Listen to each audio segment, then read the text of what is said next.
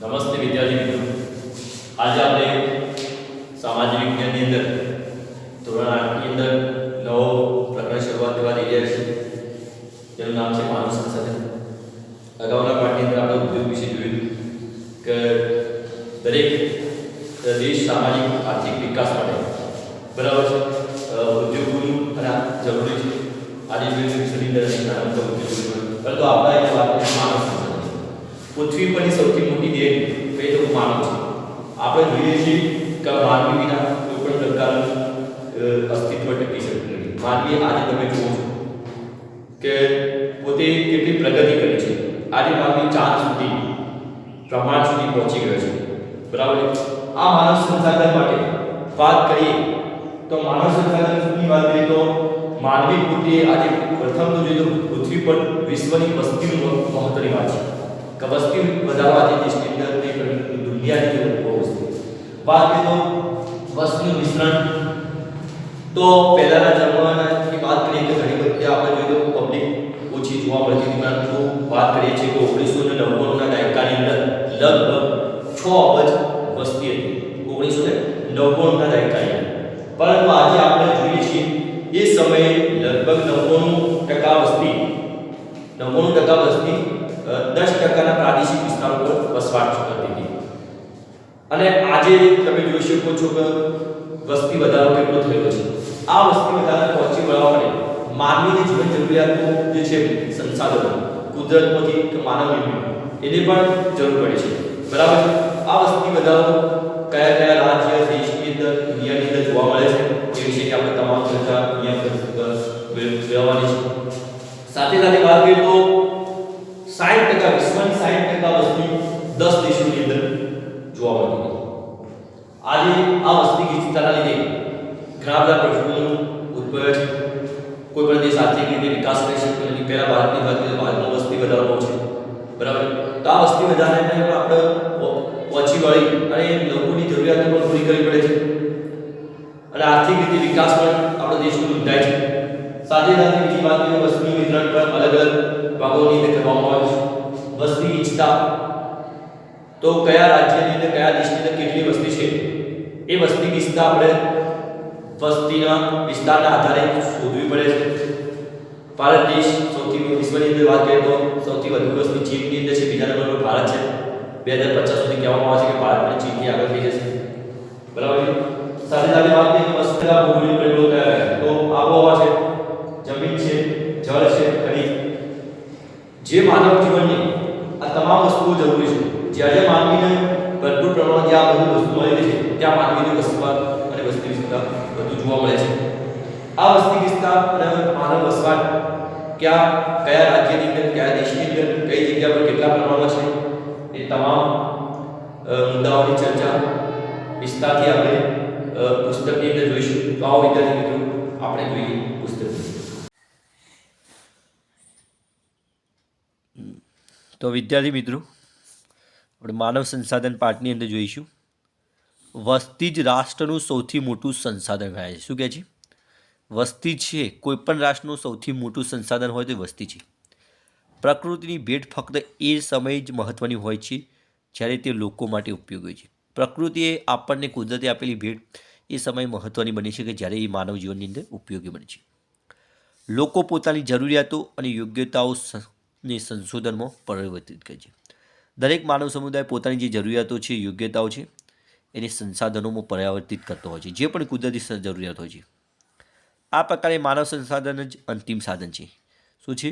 વાત કરીએ તો માનવ સંસાધન એ દરેકના વ્યક્તિના અને આર્થિક વિકાસ માટે અંતિમ સાધન છે.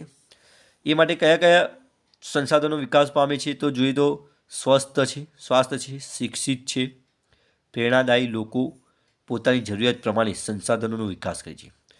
જે લોકો સ્વાસ્થ્ય છે, તંદુરસ્ત છે, સ્વાસ્થ્ય આરોગ્ય છે, શિક્ષિત છે, ભણેલા જ્ઞાના છે, પ્રેરણાદાયી લોકો છે, એ લોકો જરૂરિયાત પ્રમાણે સંસાધનોનો વિકાસ કરતા હોય છે.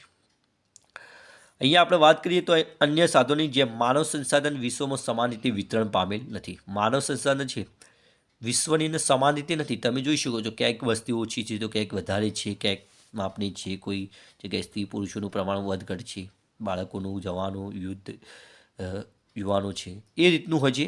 અહીંયા પોતાના શૈક્ષણિક સ્તર ઉંમર અને લિંગમાં એકબીજાથી અલગ છે. વાત કરીએ પ્રમાણે કોઈ પણ જગ્યાએ આપણે જોઈએ તો માનવ સંસાધનોનું પ્રમાણ એક સરખું નથી હોતું.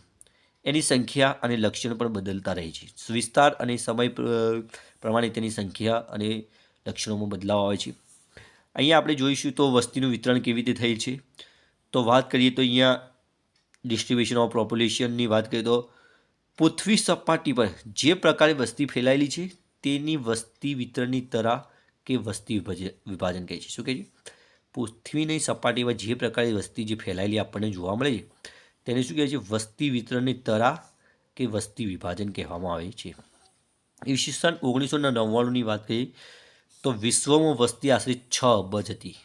કઈ સાલની અંદર? 99ની અંદર. આજે તમે જોઈ શકો છો ફક્ત આ વિશ્વની વસ્તીની વાત છે કે 6 અબજ હતી. આજે તો આપણે જોઈ શકીએ છીએ કે ભારતમાં જ 125 કરોડની વસ્તી છે, જેમાંથી વિશ્વની 90% વસ્તી પૃથ્વીના લગભગ 10% વિસ્તારોમાં વસવાટ કરે છે. શું કહે છે? જેમાંથી વિશ્વની જે 90% વસ્તી છે એ પૃથ્વીનો જે આખો 100% ભાગ છે એમાંથી ખાલી 10% ભાગમાં જ વસ્તી રહે છે. બાકીના 90% ભાગમાં તો આપણે જોઈ શકીએ છીએ મહાસાગરો છે, બરાબર છે, ભૂમિ વિસ્તાર છે, જંગલ વિસ્તાર છે. વિશ્વમાં વસ્તીનું વિતરણ ખૂબ જ અસમાન છે. કેવું છે? અસમાન છે. કોઈ જગ્યાએ સરખું હોતું નથી. ક્યાંક ઓછું વધતું પ્રમાણ જોવા મળે છે. કેટલાક વિસ્તાર ગીચ વસ્તી ધરાવે છે અને કેટલાક ખૂબ જ ઓછી વસ્તી ધરાવે છે. તો આપણે જોઈ શકીએ કે કેટલાક વિસ્તારોની અંદર વધારે વસ્તી છે તો ક્યાંક ઓછી જોવા મળે છે. અહીંયા જોઈએ તો દક્ષિણ પૂર્વ એશિયા છે, યુરોપ છે, ઉત્તર અમેરિકા છે, ગીચ વસ્તી વિસ્તારો ધરાવે. કયા કયા વિસ્તારો ગીચ વસ્તી ધરાવે છે? તો દક્ષિણ પૂર્વ એશિયા, યુરોપ છે, ઉત્તર પૂર્વ અને ઉત્તર અમેરિકા જેવા વિસ્તારો ગીચ વસ્તી ધરાવે છે. જ્યારે ઉચ્ચ અક્ષાંશીય ક્ષેત્રો, ઉષ્ણકટિબંધીય રણ વિસ્તારો, પર્વતો અને વિષુવવૃત્તીય જંગલો વિસ્તારોમાં ખૂબ જ ઓછી વસ્તી વસવાટ કરે છે. તો ઓછી વસ્તી ક્યાં વસવાટ કરે છે અને વધુ વસ્તી? તો ઓછી વસ્તીની આપણે વાત કરીએ તો ઉચ્ચ જે અક્ષાંશીય ક્ષેત્રો છે, ઉષ્ણકટિબંધીય રણ વિસ્તારો છે, પર્વતો છે, વિષુવવૃત્તીય જંગલો છે, આવી જગ્યાએ વસ્તી ઓછી વસવાટ કરે છે. વાત કરીએ તો દક્ષિણ ગોળાર્ધ કરતાં ઉત્તર ગોળાર્ધમાં ખૂબ જ વધારે વસ્તી વસવાટ કરે છે. શું કહે છે? પૃથ્વીનો જે ગોળો છે એ ગોળાની અંદર જોઈએ તો ઉત્તર ગોળાર્ધની અંદર ખૂબ વધારે વસ્તી જોવા મળે છે. વિશ્વની કુલ વસ્તીના લગભગ 4% ભાગની અંદરથી 4 ભાગમાંથી જોઈએ તો 3 ભાગ પર લોકો એશિયા અને આફ્રિકા ખંડમાં વસવાટ કરે છે. બરાબર છે? પૃથ્વીના ગોળાના 4 ભાગની અંદરથી જોઈએ તો લોકો 3 ભાગની અંદર ખાસ કરીને, અને એ પણ કયા 2 ખંડો? એશિયા અને આફ્રિકા ખંડની અંદર વિશ્વની વસ્તી વધુ વસવાટ કરે છે. વિશ્વની 60% વસ્તી ફક્ત 10 દેશોમાં વસવાટ કરે છે. વિશ્વની જે કુલ 100% જે વસ્તી છે એમાંથી 10 દેશોમાં ખાલી 60% વસ્તી જોવા મળે છે. અને આ તમામ દેશોમાં 10 કરોડથી વધારે લોકો વસવાટ કરે છે. આગળ જોઈએ તો વસ્તી ગીચતા કેવી રીતે માપાય છે, વસ્તી ગીચતા કેવી રીતે જાણી શકાય છે?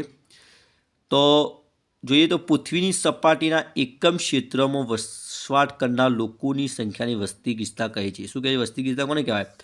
તો પૃથ્વી સપાટીનો જે એકમ છે એના ક્ષેત્રમાં વસવાટ કરનાર લોકોની જે સંખ્યા છે એને વસ્તી ગીચતા કહે છે, જેને સામાન્ય રીતે દર ચોરસ કિલોમીટરમાં રજૂ કરી શકાય. વસ્તી ગીચતાને કહેવાય દર ચોરસ કિલોમીટરમાં રજૂ કરી શકાય છે.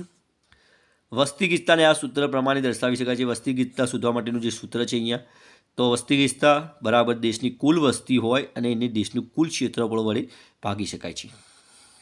બરાબર છે? આગળ જોઈશું તો ભારતની સરેરાશ વસ્તી ગીચતા 2011ના પ્રમાણે 382 છે. કેટલી છે? ભારતની વસ્તી ગીચતા કેટલી છે? 2011ની વસ્તી ગણતરી મુજબ 382 છે. જ્યારે વિશ્વની સરેરાશ વસ્તી ગીચતા 54 વ્યક્તિની છે. કેટલી છે? 2011ની અંદર કેટલી છે? 54 વ્યક્તિની. હવે આપણે અહીંયા જોઈએ તો સૌથી વધારે વસ્તી ગીચતા દક્ષિણ મધ્ય એશિયામાં છે. ક્યાં છે? સૌથી વધારે વસ્તી ગીચતા કયા વિસ્તારમાં છે?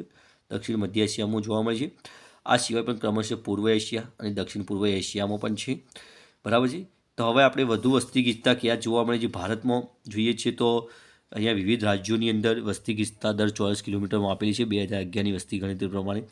તો તમે જોઈ શકો છો અહીંયા ભારતના અંદર રાજ્યો છે, કેન્દ્ર શાસિત પ્રદેશો વસ્તી ગીચતા છે, સ્ત્રી પુરુષનું પ્રમાણ છે, એનો સાક્ષરતા દર કેટલો છે. તો અહીંયા જોઈશું ભારતનો આપણે અગાઉ વાત કરી કુલ પ્રમાણે 382 જેટલી વસ્તી ગીચતા છે.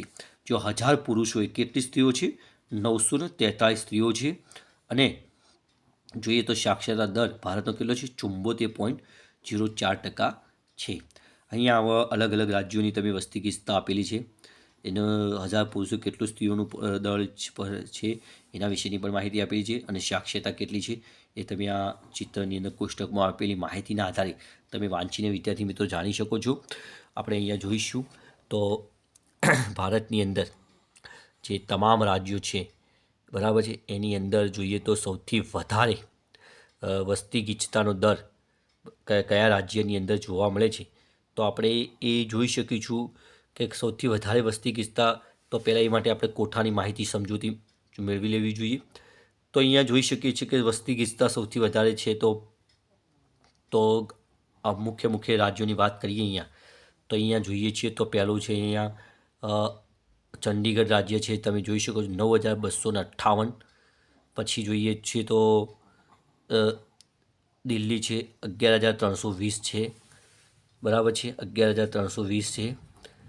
પછી વાત કરીએ તો બિહારની અંદર 1106 છે, બરાબર છે. પછી અહીંયા જોઈએ તો પશ્ચિમ બંગાળની અંદર 1028 જેટલી વસ્તી ગીચતા જોવા મળે છે.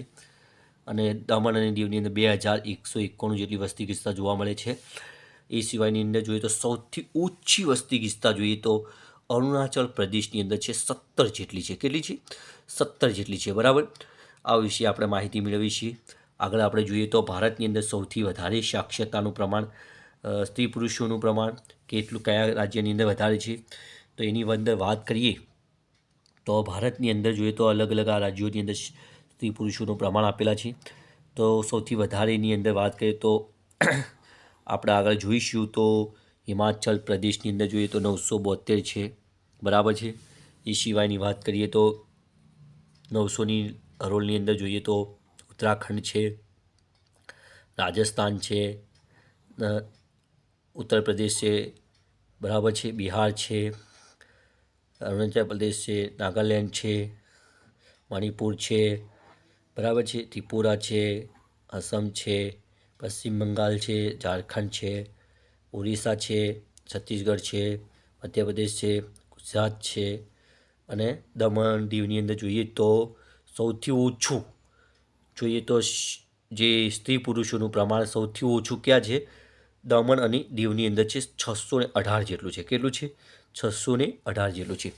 બીજી વાત કરીએ તો ભારતની અંદર સૌથી વધારે સાક્ષરતાની વાત કરીએ છીએ તો આપણે સાક્ષરતાનું સૌથી વધારે પ્રમાણ જોઈએ છીએ તો દિલ્હી જેવા મોટા રાજ્યો સાથે સાથે આપણે જોઈએ તો મિઝોરમ રાજ્યની અંદર જોઈએ તો સાક્ષરતાનું પ્રમાણ છે એ, બરાબર છે.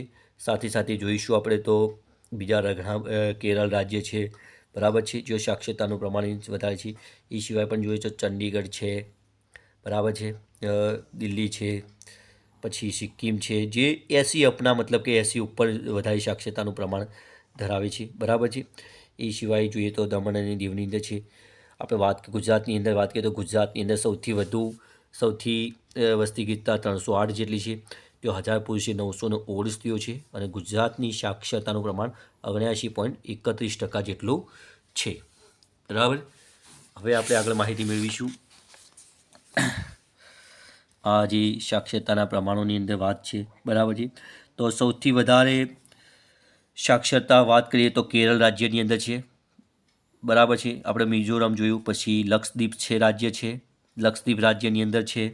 એ સિવાય પણ બીજા 80 ઉપર અપના ઘણા બધા અંદમાન નિકોબાર છે, પોંડુચેરી છે, બરાબર છે, ગોવા છે, સાથે સાથે જોઈએ તો મહારાષ્ટ્રની અંદર છે. પરંતુ સૌથી વધારે વસ્તી ગીચતાની સાથે સાથે લક્ષદ્વીપ પણ અહીંયા પણ જોવા મળે છે, 2149 જેટલું વસ્તી ગીચતા ધરાવે. પરંતુ સૌથી વધારે 1000 સ્ત્રીઓએ 1000 પુરુષોનું પણ કરતાં વિશેષ જાતિ પ્રમાણ કેરળ રાજ્યની અંદર છે. કેરળ રાજ્ય એક મોસ્ટ આઈએમપી છે, કારણ કે ત્યાં સ્ત્રી પુરુષનું પ્રમાણ પણ વધારે છે, જાતિ પ્રમાણ પણ વધારે છે, અને સાક્ષરતા પણ વધારે છે, બરાબર. એ સાથે સાથે જોઈએ તો બીજી વસ્તી ગીચતા અહીંયા પોંડુચેરી જે છે, બરાબર છે, બીજો 2547 જેટલી વસ્તી ગીચતા ધરાવે છે. અને સૌથી ઓછી આપણે વાત કરીએ તો 46 અંદમાન નિકોબાર ટાપુ પણ અહીંયા છે. તો આ તમામ કોષ્ટક વિશેની આપણે માહિતી મેળવીશું. તો કયા રાજ્યની અંદર કેટલી સાક્ષરતાનું પ્રમાણ છે, કયા રાજ્યની અંદર કેટલી વસ્તી ગીચતા છે અને કયા રાજ્યની અંદર કેટલું સ્ત્રી જાતિ પ્રમાણ છે, એના વિશેની આપણને તમામ માહિતી અહીંયા આપેલી છે. હવે આપણે આગળ જોઈશું